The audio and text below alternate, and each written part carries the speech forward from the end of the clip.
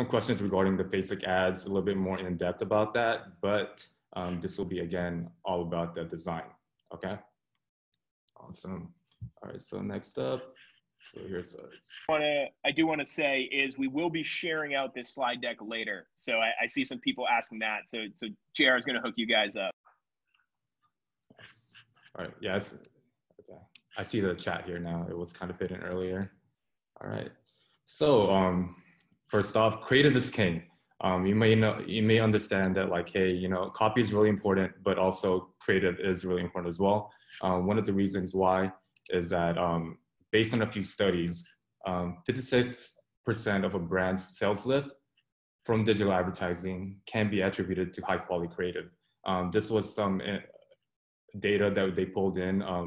You could read a little bit more about it over here in this PDF. And also, this was from an article from Facebook. So again, it's really important.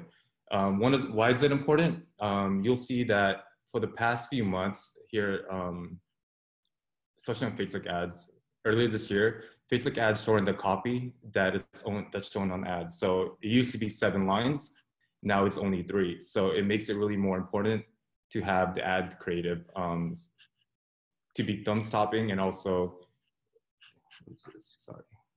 sorry guys, I'm a little bit nervous.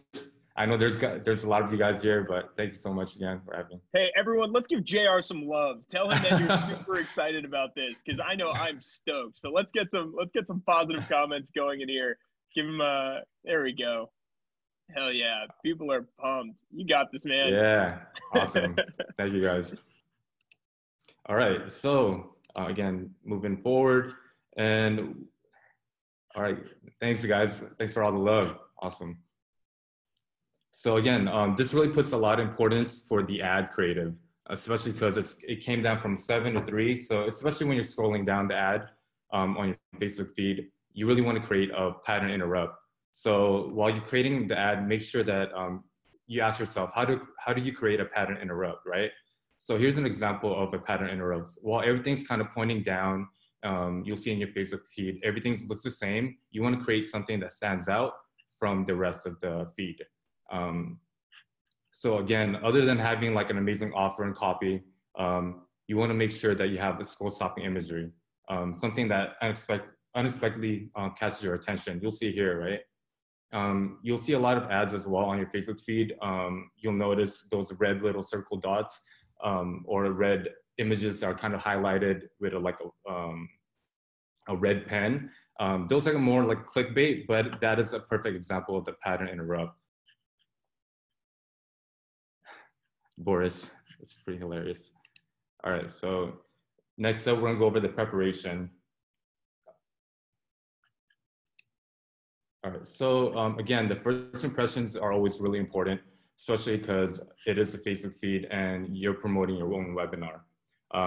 So a good quality headshot is always important. I know a lot of you may want to stray away from headshots, because you want to stay behind the computer, you don't want to show your face.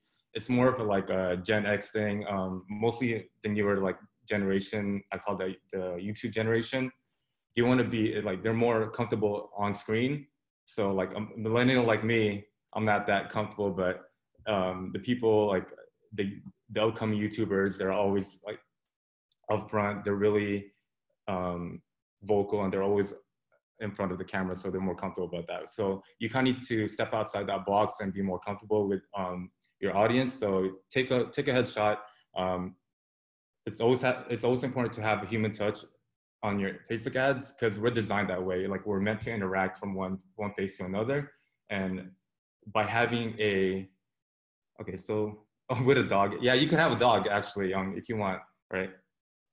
So yeah, we're wired this way, especially, I mean, if you look at psychology with human beings, when we talk to each other, we look at each other eye to eye. So we kind of want to have this trust in the ad as soon as possible. So that kind of goes into your branding as well, right? Cool. All right, so it adds a personal connection. Here we are with some random person that pulled from the web.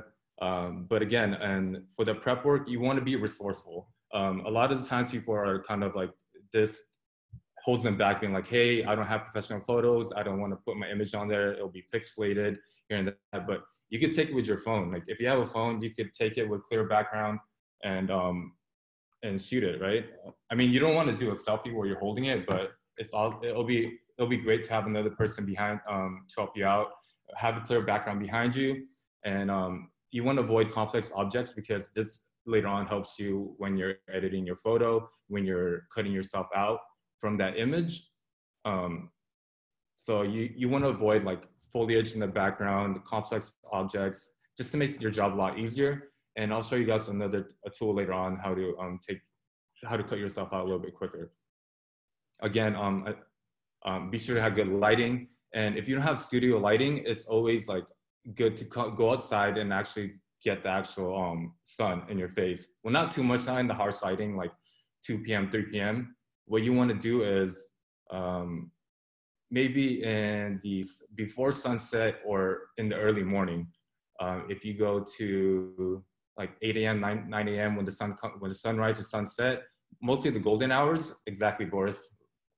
You got it. Golden hours to have a little bit more light on your face. You know, it'll look great. So you want to take a picture at that time. I've seen some people, what they do is like they put a blank canvas behind them. They take a picture so that they don't have to cut themselves out later on and put like an awesome background. Right. Also, based on a lot of the ads that I've ran and also worked with like with Jack, with Chris here, and with also Nick, you'll be surprised how much like of the mobile content sometimes outperforms like professional shot photos. So don't be afraid to use your mobile phone. Yeah, so it's not only the profile pic, but it's because like you use this image for multi-purposes, right? So you could use it for your LinkedIn photo, but also go with using it for ads. And again, like what I said earlier about the psychology of it, like we're meant to be face-to-face and talk to each other, right? So again, having your face on there, it's all about making that connection with your audience. All right, I think someone beat me to the punch here, but again, one free tool that automatically deletes your the background of your photo is remove.bg, and it's pretty awesome. This is an example here that I did. I didn't pay for this one, so I got the low quality version. This was the original photo, the top right, and this was how it ended up. It's really awesome. It does really clean lines. Sometimes it may leave some artifacts around the edges, and then you could input that in Photoshop to clean it out. But other than that, it does a really good job.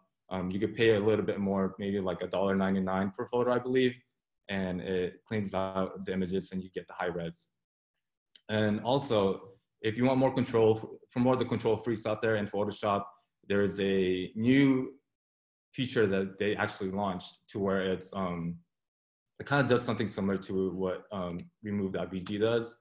All you do is select the image and